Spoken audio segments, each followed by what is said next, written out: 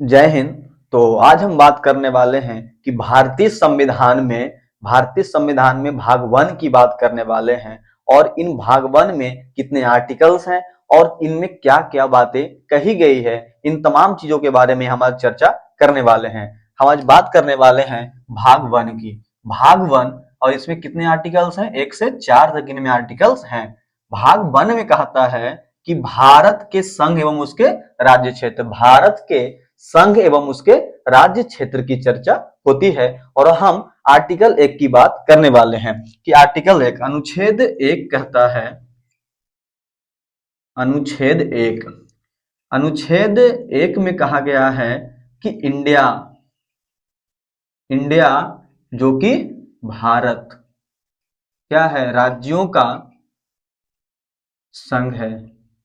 India जो कि भारत क्या है? इंडिया जो कि भारत राज्यों का संघ है। तो हमारे जो भारतीय संविधान है, यहाँ पर दो ही नाम हमारे देश का है, एक है इंडिया और एक भारत। एक है इंडिया, एक भारत। ना ही हिंदुस्तान हमारे देश का नाम है और ना ही आर्यावर्त, सिर्फ इंडिया और भारत इसमें चर्चा किया गया है कि अनुच्छेद 1 में कहा गया है कि इंडिया जो कि भारत राज्यों का क्या है? संघ है। अब यह संघ का मतलब क्या हुआ? इस जो संघ है, संघ एक होता है और एक होता है परिसंघ, और एक होता है परिसंघ और एक होता है महासंघ। क्या होता है? महासंघ। तो जो संघ होता है, संघ का मतलब क्या हुआ कि एक देश है, देश में कई राज्य मिले हुए हैं, कई देश मिले हुए हैं, तो ये हमारा हो गया संघ। तो इसका मतलब क्या देखा हमने कि भारत जो है संघ से राज्य बताता है। क्या बताता है? कि संघ से राज्य बना है। पहले संघ था, उसके बाद राज्य बना है। और जो परिसंघ कहता है, परिसंघ का मतलब क्या हुआ? परिसंघ का मतलब हुआ कि कई सारे पहले राज्य होंगे, अब उन राज्यों में समझौता होगा और उन राज्यों में समझौता होकर के एक संघ बना लेंगे। इसका मतलब राज्यों से संघ है। जैसे अमेरिका, क्या होता है कि कई सारे राज्य हैं, इन राज्यों में समझौता हुआ, इन राज्यों में समझौता होने के बाद आपस में एक राष्ट्र बना लिए, तो इन्हीं को बोला गया परिसंघ। मतलब क्या हुआ कि राज्य से क्या, राज्य थे पहले और राज्य से इसमें क्या समझौता हुआ और समझौता होने के बाद संघ बना लिए। तो राज्यों से जब संघ बना लिया तो उसी को बोला गया परिसंघ। एक होता है महासंघ। महासंघ का मतलब क्या हुआ? जो स्वतंत्र राष्ट्र, स्वतंत्र देश जो थे, जैसे कहा गया कि कई सारे देश, यूएसए या फिर इंडिया हो गया और कई सारे देश आपस में मिल करके, स्वतंत्र देश आपस में मिल करके एक एक राष्ट्र की स्थापना कर दे, एक संघ की स्थापना कर दे। जैसे एक संघ का मतलब क्या हुआ? यूएनओ यूनाइटेड नेशन ऑर्गेनाइजेशन की स्थापना कर दे, या फिर और कई सारे जैसे डब्ल्यूएचओ, इन तमाम चीजों की अगर स्थापना कर दे स्वतंत्र राष्ट्र मिल करके, तो उसी को कहते हैं महासंघ। किसे कहते हैं? इसको क्या कहते हैं? महासंघ। तो हमने संघ देख लिया, परिसंघ देख लिया, महासंघ देख लिए। तो ये हमारा आर्टिकल्स 1 कहता है। अब हम बात करने वाले आर्टिकल्स 2 की कि आर्टिकल 2 आखिर क्या कहता है। हम बात करने वाले हैं आर्टिकल 2।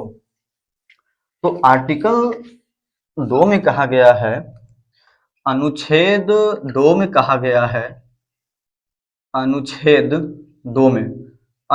2 में कहा गया है कि बाहरी राज्यों का विलय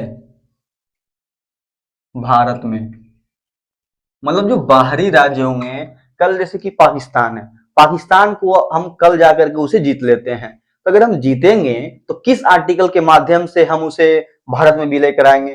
जो पाकिस्तान को अगर हम जीत लेते हैं तो आर्टिकल 2 के माध्यम से, आर्टिकल 2 के माध्यम से हम क्या करेंगे? जैसे कोई पाकिस्तान है और ये हमारा भारत है, इसमें अगर हम विलय करा लेंगे इसको, तो किस के माध्यम से? तो आर्टिकल 2 के माध्यम से। आर्टिकल 2 के माध्यम से हम किसी बाहरी राष्ट्र को या फिर क्षेत्र को हम अपने देश में मिला सकते हैं। ये आर्टिकल 2 कहता है। जैसे कि क्या हुआ था कि जो सिक्किम था, क्या था?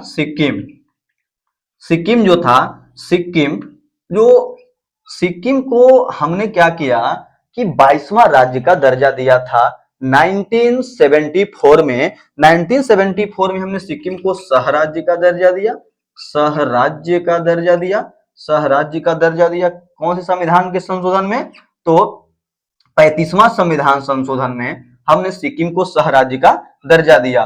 और एक साल रहने के बाद हमने सिक्किम को 1975 में, मतलब 1975 में, कब? 1975 में हमने सिक्किम को 22वां राज्य का दर्जा दिया। किस आर्टिकल के माध्यम से? आर्टिकल 2 के माध्यम से। हमने आर्टिकल 2 में क्या देखा? हमने आर्टिकल 2 में देखा कि इन बाहरी राज्यों को जीत करके हम भारत में कैसे विलय करा रहे होते हैं। जैसे कि कुछ एग्जांपल्स है, छत्तीसगढ़ है। छत्तीसगढ़ को हमने कब भारत में विलय कराया? तो छत्तीसगढ़ को जो हमने विलय कराया, नहीं ये नहीं, अगला अगला हम पढ़ने वाले हैं आर्टिकल 3। अगला हम पढ़ने वाले हैं आर्टिकल 3 की चर्चा करने वाले हैं। अब आर्टिकल 3 देखेंगे क्या कह रहा है। अनुच्छेद 3। तो अनुच्छेद 3 जो कहता है कि जो भारत में जो आंतरिक राज्य हैं, आंतरिक राज्य में जैसे कि हमारा जो राज्य का, भारत का जो आंतरिक राज्य है, उनके सीमा में या फिर सीमा में परिवर्तन, या फिर दो राज्यों को मिलाकर एक राज्य बना देंगे, एक राज्य बना देना।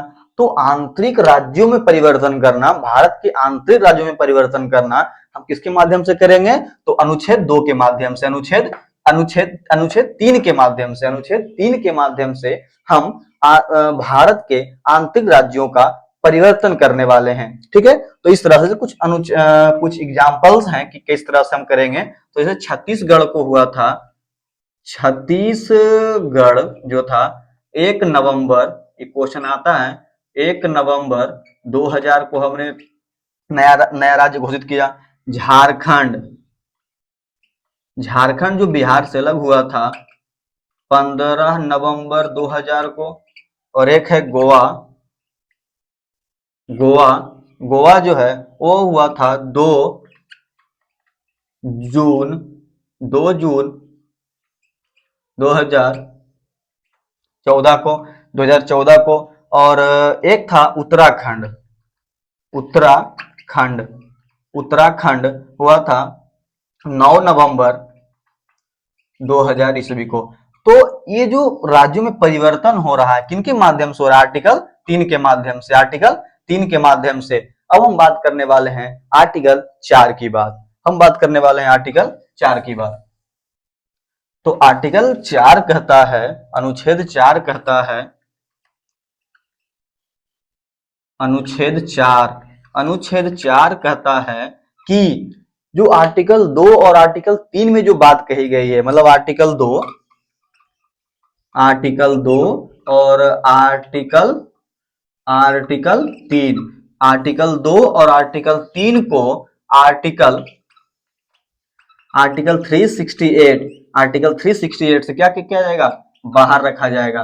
क्या रखा जाएगा? बाहर रखा जाएगा। आर्टिकल 4 बोल रहा है कि आर्टिकल 2 और आर्टिकल 3 में जो भी परिवर्तन किए जाएंगे उसको बिना संशोधन, जो आर्टिकल 68 में, आर्टिकल 368 में, मतलब आर्टिकल 368 में कहा गया है, इनमें संशोधन किए जाएंगे। तो कहता है कि इससे आर्टिकल 368 से आर्टिकल 2 और आर्टिकल 3 को बाहर रखा जाएगा। ये हमारे भारतीय संविधान के भाग 1 की चर्चा हुई, इसमें आर्टिकल 1 से लेकर के 4 तक की हमने संपूर्ण जानकारी दी जो अक्सर एग्जाम में आते रहते हैं। अब हम इसके आगे अगले क्लास में बात करेंगे। जय हिंद।